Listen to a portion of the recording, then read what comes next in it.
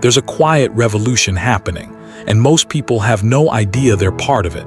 Every single day, a small number of people over the age of 75 wake up and do something extraordinary. Not something that makes headlines. Not something that earns awards or applause.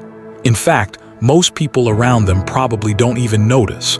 But science notices, and the data is remarkable.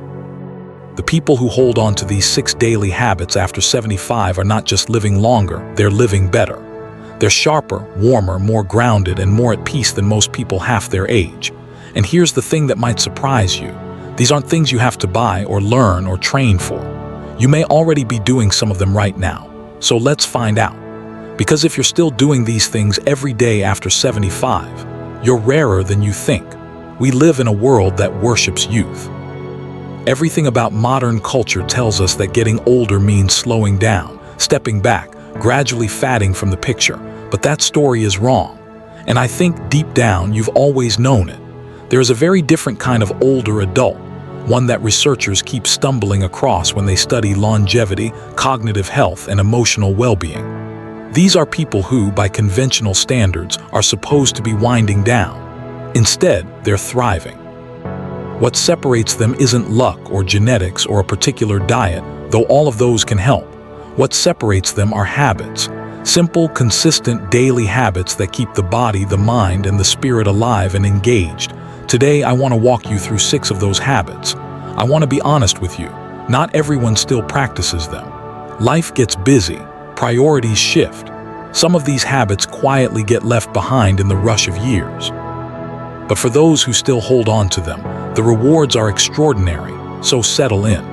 Let's talk about what it truly means to age well, and what those rare, remarkable people who are doing it are actually doing every day. Let's start with something that might seem obvious, but carries a depth that most people miss. People who thrive past 75 move their bodies every day. But here's what's different about the way they do it. They don't exercise to punish themselves. They don't move because they're trying to look a certain way. They move because it makes them feel alive. Maybe it's a morning walk around the block. Maybe it's gentle stretching before the day begins. Maybe it's working in the garden, or a slow swim, or simply taking the stairs instead of the elevator. The research on this is absolutely clear. Physical movement, even at moderate levels, dramatically reduces the risk of cognitive decline, depression, heart disease, and dozens of other conditions that steal quality of life in later years. It improves sleep. It regulates mood.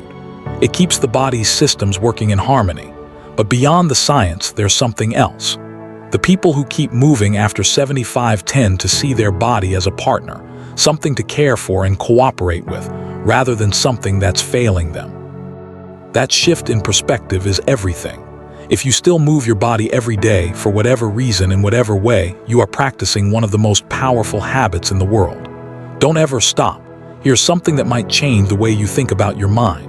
The brain is not like a machine that wears out with use.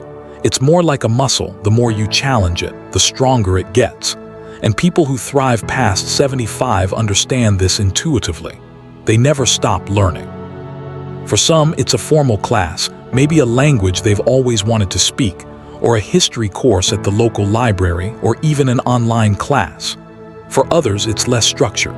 A new recipe they've never tried, a subject they always found fascinating but never had time for, a grandchild's hobby they decided to actually understand. What matters isn't what they're learning. What matters is that they're still curious. That they approach the world with the belief that there's still so much to discover, that they haven't seen it all, heard it all, understood it all. Neurologists call this cognitive reserve. It's essentially the brain's ability to adapt and find new pathways when old ones become damaged or slow. And it is directly built by learning new things, by asking questions, trying new skills, staying genuinely interested in the world. If someone asked you today, "What are you learning right now?" and you have an answer, that is something to be deeply proud of. Of all the things on this list, this one might be the most quietly powerful: loneliness. And I want to say this carefully, because it matters, is one of the most serious health risks facing older adults today. The research shows it raises the risk of dementia, heart disease, depression, and premature death more than obesity or smoking. But people who thrive past 75 tend to have at least one, and often a few, relationships that are deep, consistent, and genuinely nourishing. A friend they call regularly, a sibling they share memories with, a neighbor they check in on, a grandchild they truly understand. And here's what's interesting. It doesn't require a large social circle. Researchers consistently find that the quality of connection matters far more than quantity. One honest, mutual caring relationship can be more protective than dozens of shallow ones. The people who maintain deep connection after 75 do so deliberately. They reach out. They follow up. They show up, even when it would be easier not to.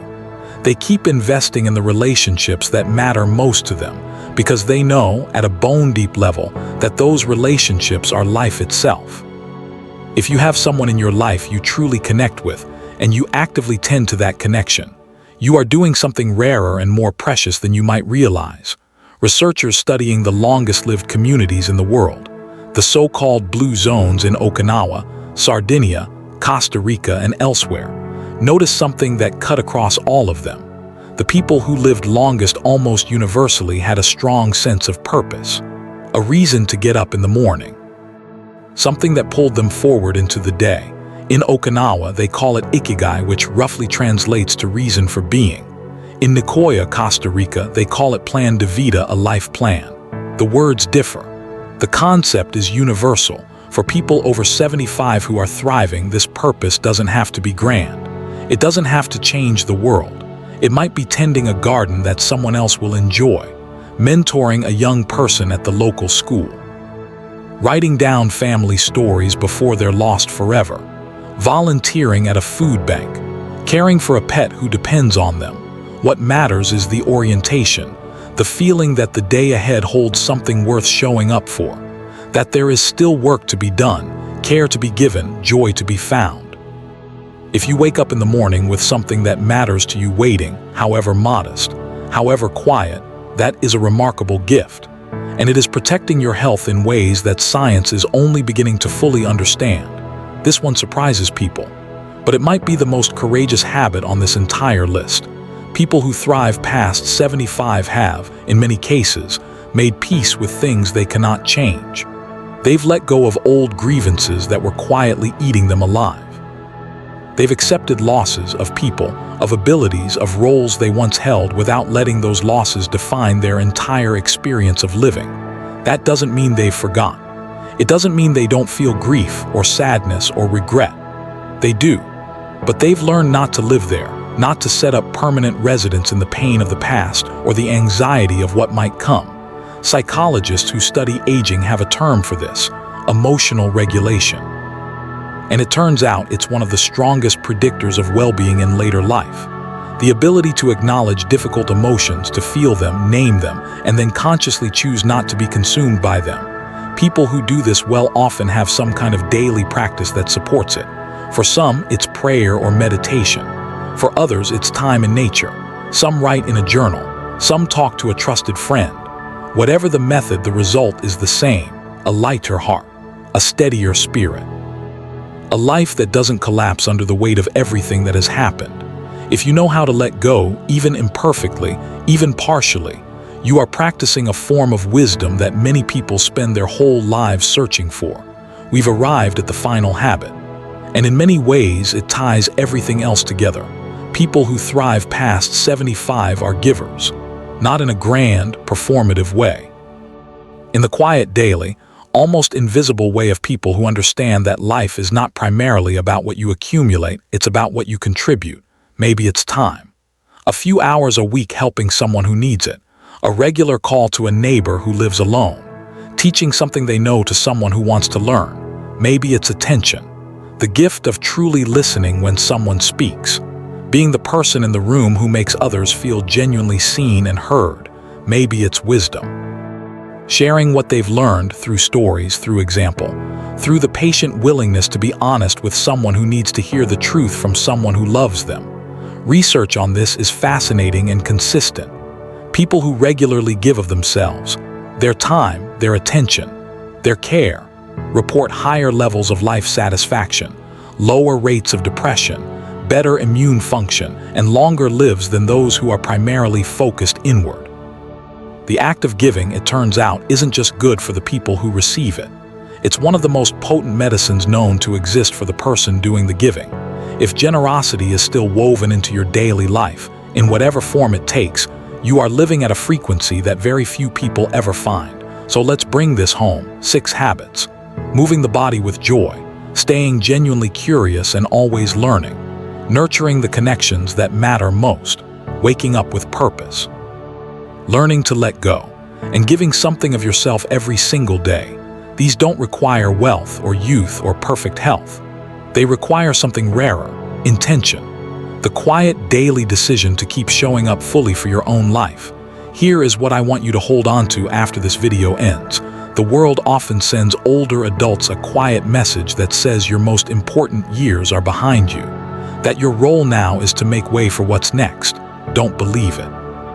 The people who are still doing these 6 things every day after 75 are proof, living, breathing, laughing proof, that some of the most essential, most vibrant, most meaningful human living happens not in youth, but in the depth and wisdom of later life. You are not winding down. You are not fatting.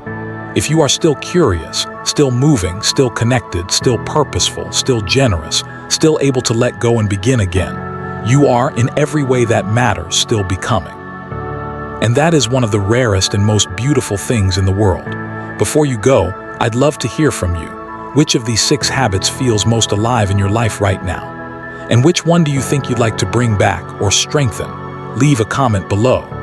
I read every single one, and the conversations that happen in this community are some of the most thoughtful, generous exchanges I've ever been part of. You truly are a remarkable group of people. If something in this video resonated with you, please share it with someone you care about. Sometimes the right words at the right moment are exactly what a person needs.